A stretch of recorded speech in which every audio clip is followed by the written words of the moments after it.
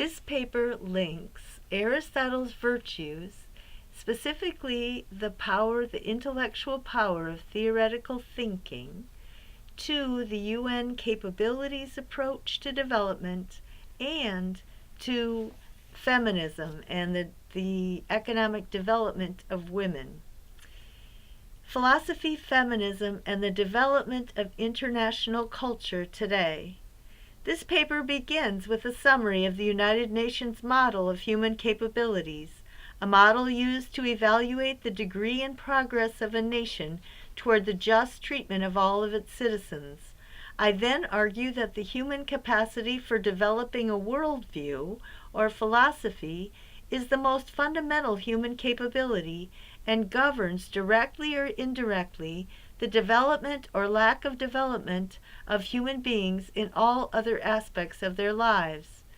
As a corollary, I point out that the traditional belief that women either do not possess the capacity for the highest levels of theoretical thinking or are inherently inferior to men in this capacity has been the most important obstacle in the development of all of women's capabilities. This is clear to one of the early leaders of the women's rights movement, Mary Wollstonecraft. My conclusion is that philosophy, politics, and economics are inseparable.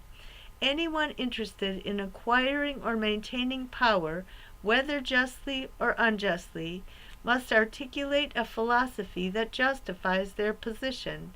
Political philosophers have a great impact on human history because of the ways that their positions have been applied by powerful leaders in all sectors of society. The United Nations Capability Model for Economic, Social, and Political Development. The development of the concept of human rights is itself an example of a political philosophy first formulated in Europe during the 17th and 18th centuries. The United Nations Declaration of Human Rights, and more recently the capabilities approach, are more recent modifications of a tradition that is continually being re-examined, rethought, and reapplied.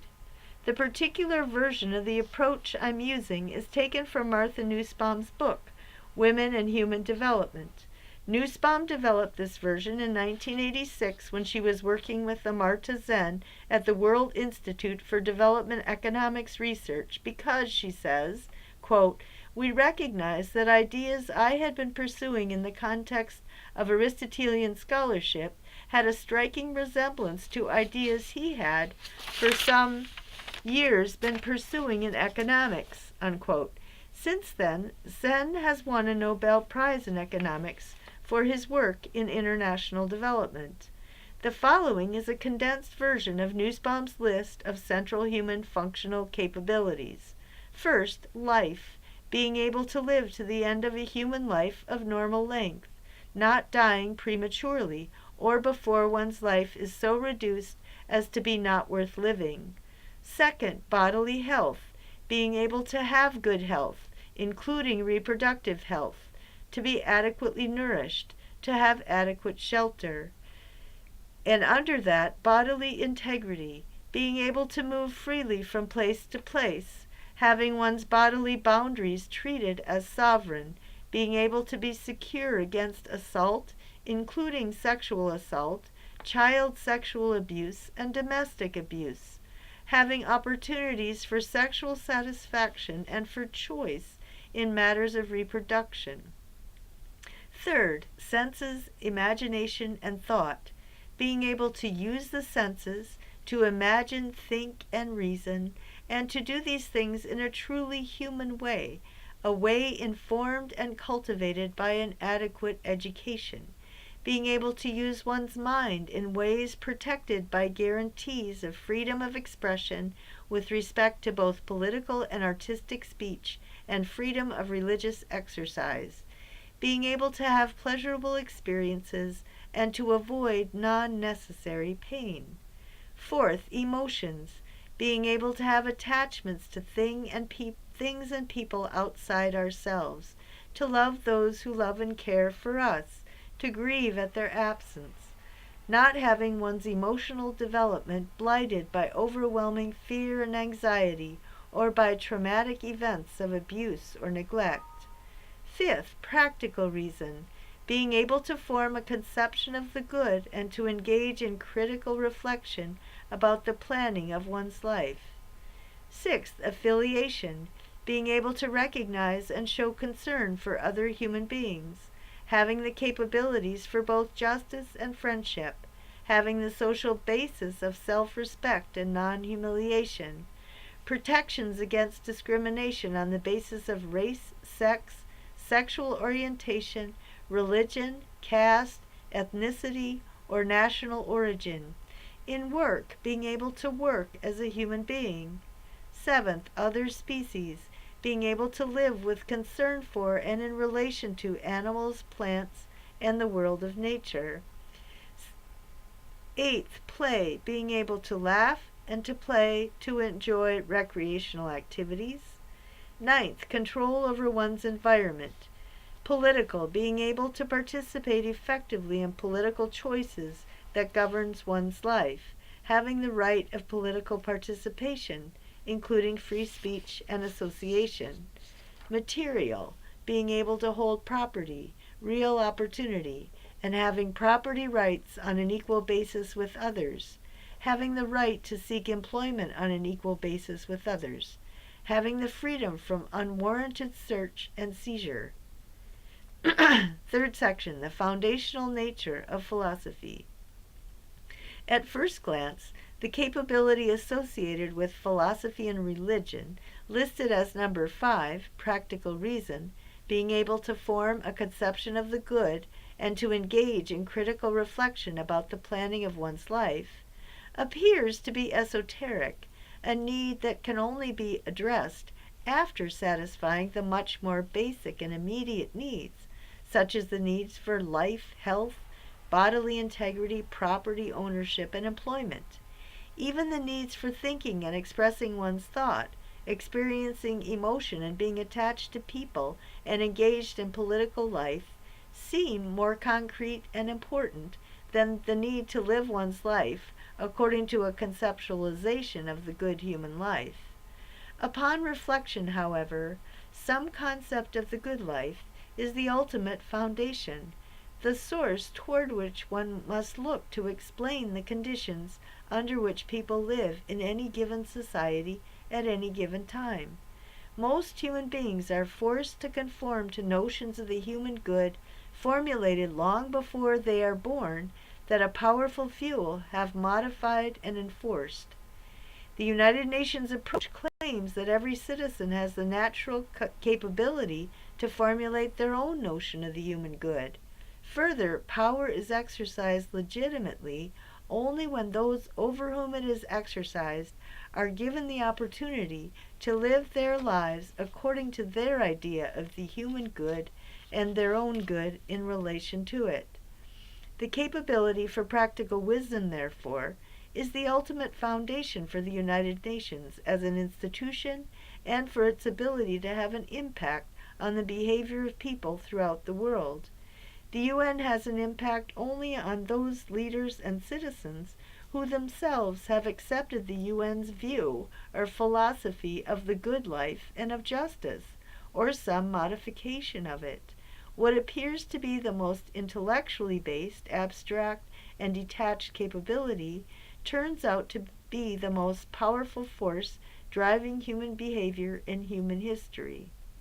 In the past, members of a certain race, sex, or creed were considered incapable of exercising practical reason, and therefore were denied access to education, political participation, jobs that required the exercise of the higher powers of intellect, and the exercise of authority over others.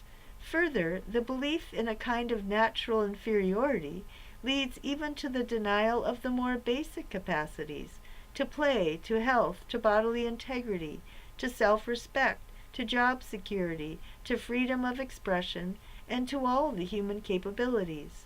The history of the struggle for women's rights is only one case of how the denial of women's intellectual equality led to and justified the denial of all of the human capabilities to women.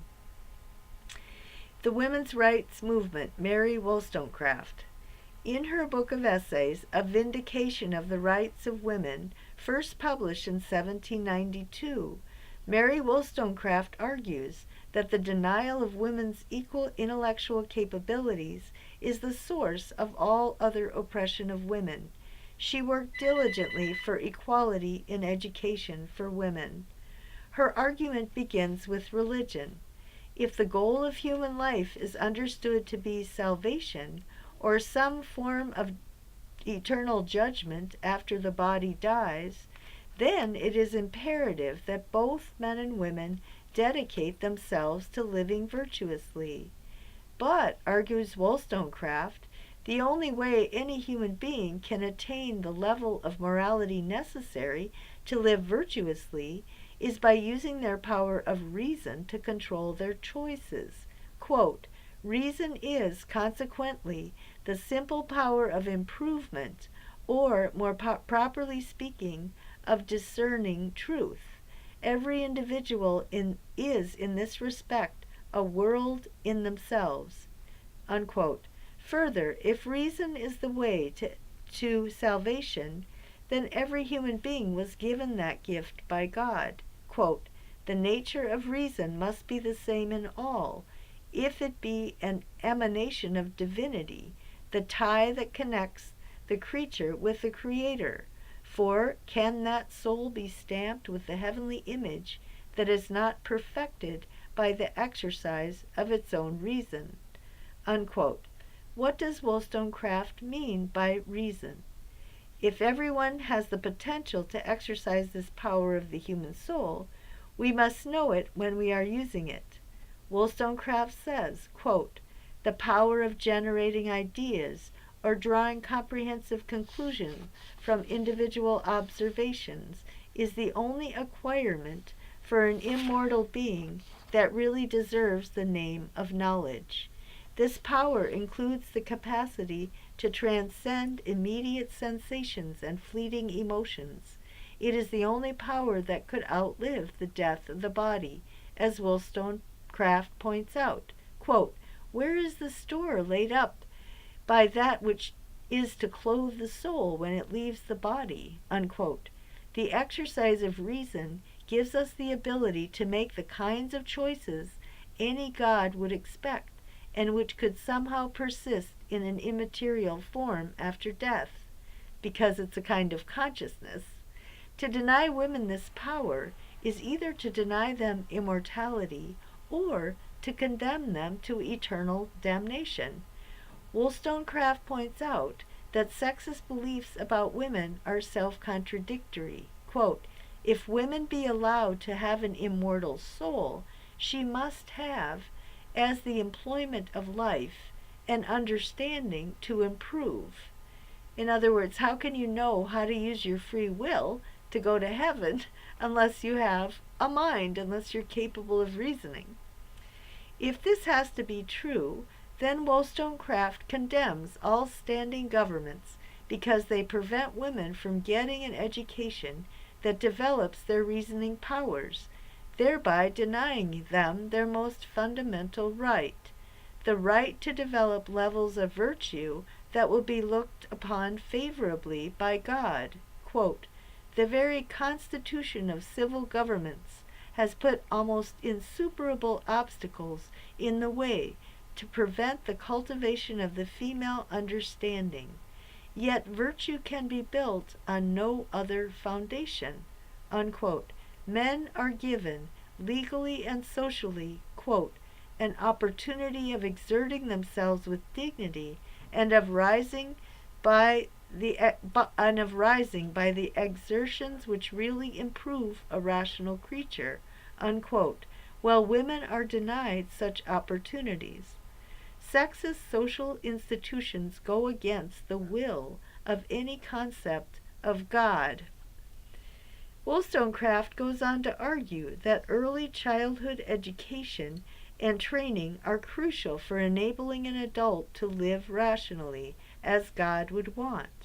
First, The habitual way we associate ideas begins when we're young. Quote, there is a habitual association of ideas that grows with our growth, which has a great effect on the moral character of humankind, and by which a turn is given to the mind that commonly remains throughout life. Unquote. Second, the use of reason as the guide to life in an adult is the only way to be truly free and to live well. Quote, it is the right use of reason alone which makes us independent of everything, excepting the unclouded reason, whose service is perfect freedom. Unquote. Every major decision in the life of an adult depends or should depend on the use of reason to make the best choice. The education of the power of reason is necessary for both women and men to make good judgments about who to marry and how to understand their marriages. Both during courtship and after marriage, women in many cultures are expected to be more modest than men. Woolstonecraft examines the notion of modesty and concludes, quote, let women only acquire knowledge and humanity, and love will teach them modesty. Unquote. Woolstone says to women everywhere, quote, you must acquire that soberness of mind which the exercise of duties and the pursuit of knowledge alone inspire. Modesty, being the child of reason, cannot long exist when the sensibility is not tempered by reflection.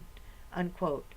Once married, only a life based on reason will give both men and women the insight necessary to sustain their marriages. Quote, were women more rationally educated, could they take a more comprehensive view of things, they would be contented to love but once in their lives, and after marriage calmly let passions subside into friendship, into that tender intimacy which is the best refuge from care, yet is built on such pure, still affections. Unquote.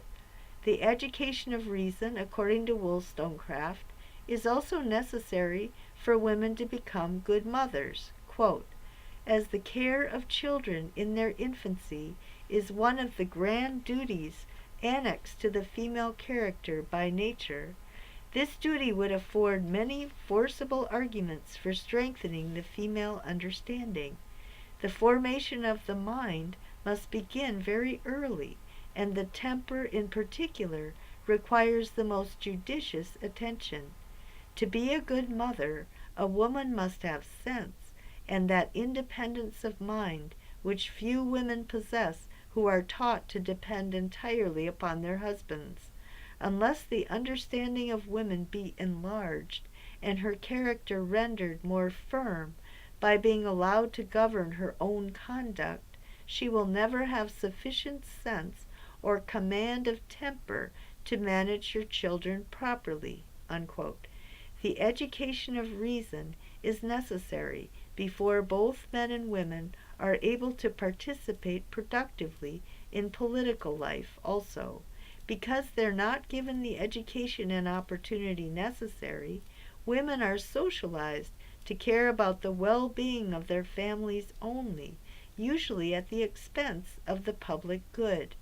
Quote, denied all political privileges, women have their attention naturally drawn from the interest of the whole community to that of the minute parts, though the private duty of any member of society must be very imperfectly performed when not connected with the general good. Unquote.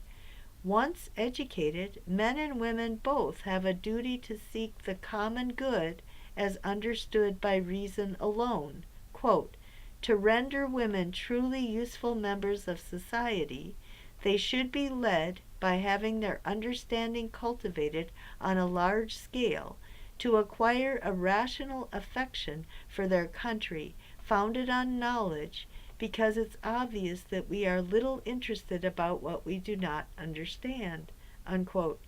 Finally, educated adults are less likely to be manipulated by false prophets or to revert to blind faith in order to find solutions in their personal, social, or political problems. Those who follow reason in all other aspects of their lives will also follow reason in their understanding of God. Rational adults reject false prophets who claim that unjust political policies, including the oppression of women by men, are supposedly God's will. The only legitimate religion is based on reason. Quote, rational religion is a submission to the will of a being so perfectly wise that all he wills must be directed by the proper motive, must be reasonable. Unquote. A rational and just person will think of God as also rational and just. An irrational and impulsive person will think of God as irrational and impulsive. The religious belief in the immortal soul of women should necessarily lead to their education and, finally, to a rational religion that will advocate social change in favor of the education and equality of women and other oppressed people. Quoting from Woolstonecraft, and quoting extensively, is important for a number of reasons. First, it makes clear that the desire to promote women's equality throughout the world today is both new and old, both revolutionary and mundane. On the one hand, Wollstonecraft gives a perfectly reasonable argument for why every society would benefit greatly from the education and equal treatment of women. On the other hand, Wollstonecraft makes clear how deeply embedded and multifaceted the oppression of women really was and still is. Second, Wollstonecraft's argument supports my thesis that the capability listed as number 5, practical wisdom, really is at the root of all other kinds of oppression. When men, and oftentimes women, believe that women are by nature inferior to men, or different, that leads in a way to lack of education, they structure all aspects of their lives according to their false beliefs about human beings and the good life. The history of civilization demonstrates the power of ideas because false ideas have led to the long-term systematic oppression of people who are not by nature inferior. On the one hand, Wollstonecraft's argument shows the power of the external environment on the molding of human personality. On the other hand, Wollstonecraft also shows that the environment cannot ultimately change human nature. It can lead women for many centuries to fail to develop their reason, but it has never been able to eliminate their innate rational capacity. Every time a baby girl is born, she has the potential to become a rational adult. Eventually, enough women will become conscious of their rational potential and will work to develop it and to alter the way societies are structured and the way citizens are molded. Societies cannot create or destroy the natural power of reason, but they can work either to cultivate it or to pervert it. The turning point occurs when enough women are allowed to cultivate their natural capability of practical reason, and by doing so, realize the kind of lives they can live, the levels of human excellence they can attain. This is why the cultivation of practical reason is, indeed, a natural human capability, as natural and necessary for a flourishing human life as food, clothing, and shelter. Third, although some of what Wollstonecraft says might seem dated to contemporary Western women, such as the obsession with women's modesty, the kinds and degrees of oppression she cites still occur in some areas of the world, so her examples are not dated when discussing international human rights. Next section, Development Projects in India Today, Nussbaum's Analysis. Nussbaum would agree with Wollstonecraft on the nature and importance of human reason as the cornerstone for the development of the individual's soul and of justice in social and political life. The list of capabilities is itself the result of the employment of human reason to generalize ideas and come to comprehensive conclusions. Nussbaum defines theoretical thinking as, quote, the systemization and critical scrutiny of thoughts and perceptions that in daily life are frequently jumbled and unexamined, very much like Wollstonecraft, really. Once the underlying principles are established by reason, Nussbaum argues with Wollstonecraft that they should be used as the guide according to which political leaders should act and citizens should judge their leaders as ruling justly or not. Quote, certain universal norms of human capability should be central for political purposes in thinking about basic political principles that can provide the underpinning for a set of constitutional guarantees in all nations. These norms are legitimately used in making comparisons across nations, asking how well they are doing relative to one another in promoting human quality of life. Unquote. Wollstonecraft would agree with the international application of these principles. Nussbaum and Wollstonecraft would agree that this kind of application of theory to politics is the best way to improve the lives of individuals over time.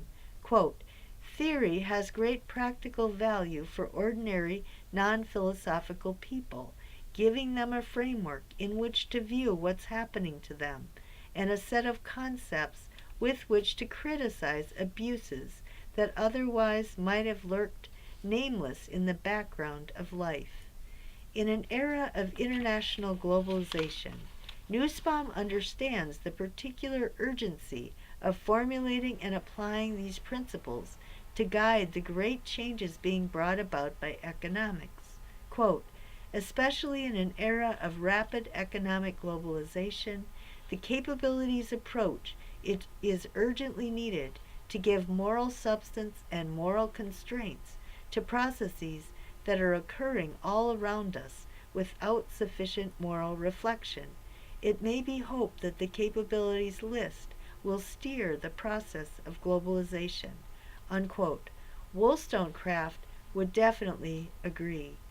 Wollstonecraft would agree with Nussbaum that when the theories are applied to women's lives, the focus has to be different from the focus on men's lives, but the principles are still relevant. Quote, from Nussbaum, certain very general values, such as the dignity of the person, the integrity of the body, basic political rights and liberties, basic economic opportunities, and so forth, are appropriate norms to be used in assessing women's lives in developing countries. Unquote. Wollstonecraft and Nussbaum would agree that when men set up a double standard for human excellence, expecting women to be more modest or differential to men, the result is often a denial of women's capabilities. Nussbaum points this out in relation to India, the nation she has studied most closely. Quote, Indian culture contains powerful norms of female modesty, deference, obedience, and self-sacrifice that have defined women's lives for centuries. Unquote. As was true in Wollstonecraft's day, these values, supposed values, have usually led to the denial of higher education for women, leading to their failure to recognize their own power of reason and to use it as the guide in their daily lives. When studying international women's capabilities, therefore, Wollstonecraft's argument resonates with many women around the world today. Wollstonecraft would agree with Nussbaum's claim that it is obvious when standards of the good life for women lead to the denial of their well-being. Quote from Nussbaum, getting beaten up and being malnourished have depressing similarities everywhere. Denials of land rights, political voice, and employment opportunities do also, unquote.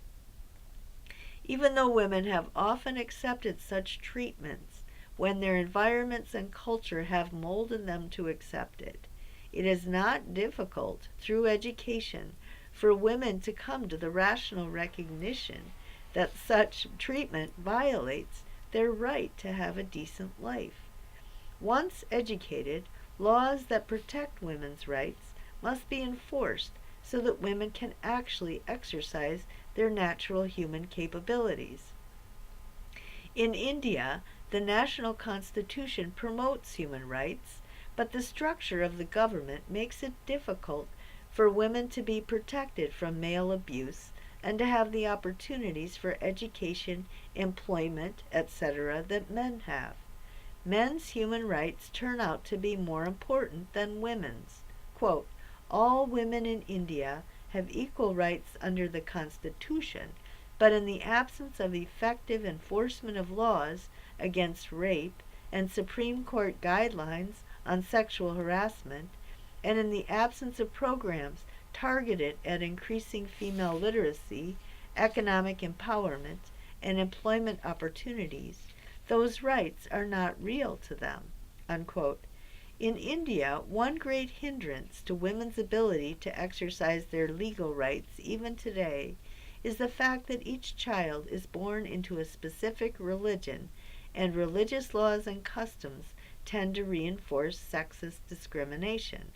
Both Wollstonecraft and Nussbaum experienced and observed the way religious leaders and institutions often use powerful but unverifiable and irrational concepts of God and the human good to oppress women. Women are often compliant in this oppression because they've been convinced that their deity condones unequal treatment of women, or because they fear the social and economic repercussions if they should challenge the status quo. In spite of the power of religion to promote and preserve sexism, neither Wollstonecraft nor Nussbaum reject religion altogether. Neither advocates atheism as the only viable feminist position. Both argue that the best interpretation of the will of God is that God is just and therefore would promote women's rights more than any sexist authorities do. Both believe that religion can be and should be a powerful and perhaps the most powerful tool in the promotion of social change to end patriarchy. In Nussbaum's words, quote, religion has been intimately and fruitfully bound up with other human capabilities, such as the capabilities of artistic, ethical, and intellectual expression. Religion has been a central vehicle of cultural continuity, unquote. Both Wollstonecraft and Nussbaum worked to bring about liberal democracy, a kind of society that allows for religious liberty. Quote, this is Nussbaum, modern liberal democracies typically hold that religious liberty is an extremely important value, and that its protection is among the most important functions of government.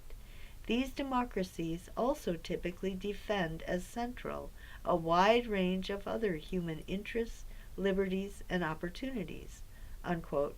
Sometimes, even oftentimes, the freedom to exercise religious liberty conflicts with the freedom to exercise other liberties.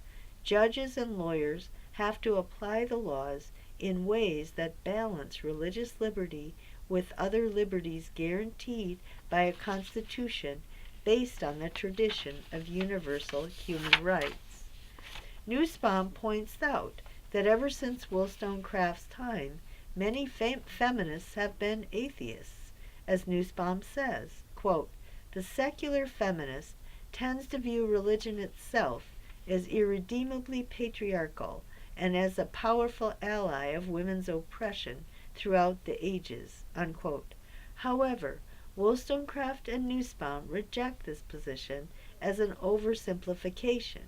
As Nussbaum explains, quote, no religious tradition consist simply of authority and sheep-like subservience. All contain argument, diversity of beliefs and practices, and a plurality of voices, including the voices of women." Unquote. Both Wollstonecraft and Nussbaum advocate a careful examination of the difference between religion that reinforces the principles of reason and anti-intellectual religion that denies the truth about women. Says Nussbaum, quote, "Any adequate approach to the dilemma must respect the intrinsic value of religious capabilities and of religious women and men as choosers of a way of life, a basic commitment." This is one of the basic commitments of political liberalism, while at the same time taking just as seriously the importance of the full range of human capabilities that are sometimes at risk for women in traditional religious cultures. Unquote. For both Wollstonecraft and Nussbaum, the power of soul one must exercise in order to develop a universal conception of the human good is the power of reason, the ability to recognize underlying principles and patterns in human nature and culture.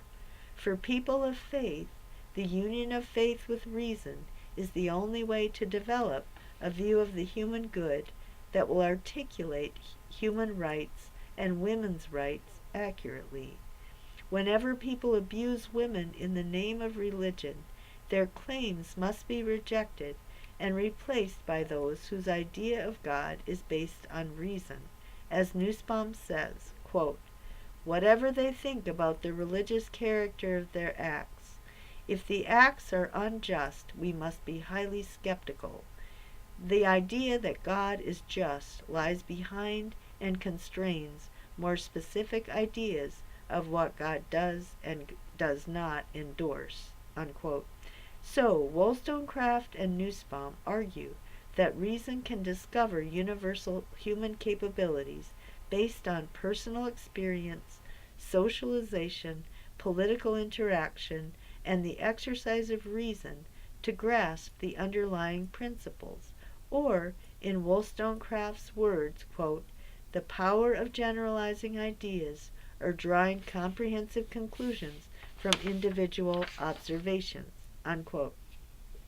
Further, since that power, she goes on, quote, "is the only acquirement for an immortal being that really deserves the name of knowledge," unquote, then the exercise of this power is the only way to achieve eternal reward after death. If there is a God and a final judgment, then using our reason is our key to pleasing God.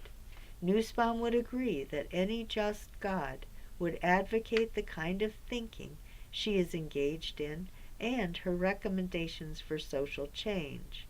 Further, the power of reason is able to recognize its own fallibility. Individuals come to recognize their mistakes and gain wisdom. Through the study of history, people learn that entire civilizations have made mistakes in their understanding of the human good.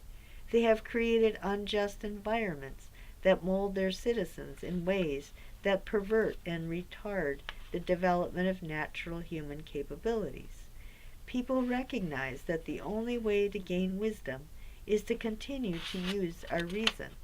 Since human beings clearly possess the capability of exercising the power of reason, those who believe in God, but also believe that God intends for us to use this power to continually examine and re-examine our ideas of the human good. As Nussbaum says, quote, "The humanity of religion means that its practices are fallible and need continual scrutiny in the light of the important human interests that it is the state's business to protect." Unquote. Both Wollstonecraft and Nussbaum have written books to pass on to posterity, aimed at the education of the power of reason. Both wanted their readers to form concepts of God, reason, human rights, and women's rights that are more true and more just than anything humanity has articulated thus far. After articulating the principles, both wanted their readers to become activists, bringing about changes that lead to more just societies. For both, one of the greatest gifts of the use of reason is the power to educate by formulating the universal and unchanging causes behind all of the particular and changing circumstances of human life. When based on truth and justice, education is based on the exercise of reason and the most important foundation for hope for social evolution. Conclusion. This paper has argued that the human capacity for theoretical thought about the most serious questions of meaning and purpose in life has been the most powerful force in human history, especially in the oppression of women. This power of the human soul underlies the ways societies are structured and the immediate ways people learn how to act, to feel, to think, and to organize their lives in a systematic way. Even when resources are scarce, deciding how to distribute them is based on some overriding philosophy or belief system. In the history of humankind, some of the greatest and most influential human beings who have been recognized from generation to generation as having lived exemplary lives have recognized such oppression as unjust. Not only Jesus, Buddha, and Socrates, but also those disciples and followers who decide how to pass down the stories of their lives to posterity have made sure to include the recognition of women as spiritual equals as one important part of their exemplary lives. Woolstonecraft and Nussbaum have reinforced this perspective through the use of arguments. Together, the union of faith and reason leads to the inevitable conclusion that every human being and every society that wants to consider itself just must treat women justly, meaning it must protect their rights by giving them opportunities to exercise their natural human capabilities. The fact that we possess the power of reason, giving us the capability for practical wisdom listed among the natural human capabilities, means that we have the ability and responsibility to recognize the truth and work to promote societies that conform to the truth, which is the primary criteria for determining whether a society is just or unjust.